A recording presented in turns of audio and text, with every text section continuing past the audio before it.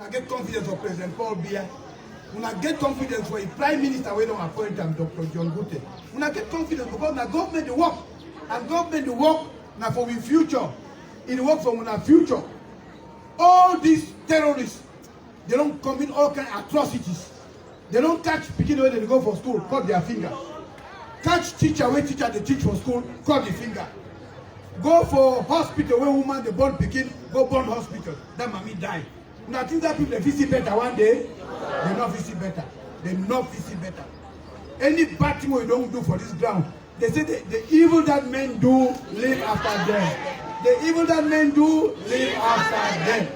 So now really bad thing this. So we don't come and say more giving a comfort for big man. And as we don't give them today, we will see again how we will send small bag and send school material again for people who don't go for school. And I don't say so, no, so.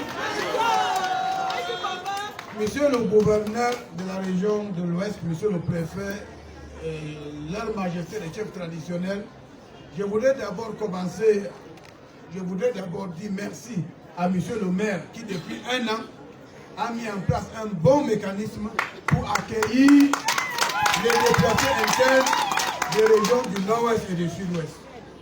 Je suis là aujourd'hui parce que le chef de l'État, son Excellence Paul Biya, m'a chargé de venir distribuer les dons aux personnes déplacés internes qui vivent dans la région de l'Ouest.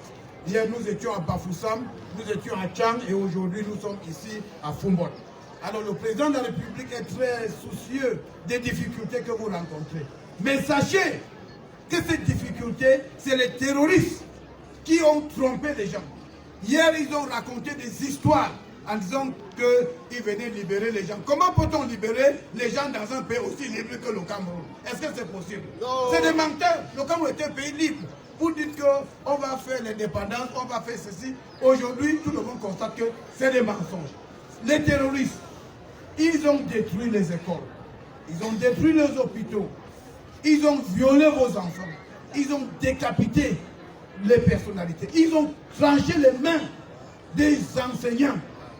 Ils ont poignardé les enfants qui partaient à l'école. Ils ont commis des atrocités. Alors, pour combler le mal, ils demandent aux enfants de ne pas aller à l'école. Quel est l'avenir d'un enfant qui ne va pas à l'école? Est-ce qu'ils peuvent... Et cependant, ils sont en train de prêcher le boycott. À Yaoundé, les enfants vont à l'école. À Douala, les enfants vont à l'école. Dans toutes les autres régions, les enfants vont à l'école. Et demain, dans les autres régions, ils auront des docteurs, ils auront des pharmaciens, ils auront les ingénieurs de pont et chaussée, ils auront des professeurs d'université. Et les deux régions n'auront rien. Et ça, c'est la meilleure façon de marginaliser un peuple. Donc, c'est plutôt les terroristes qui sont en train de marginaliser leur propre population.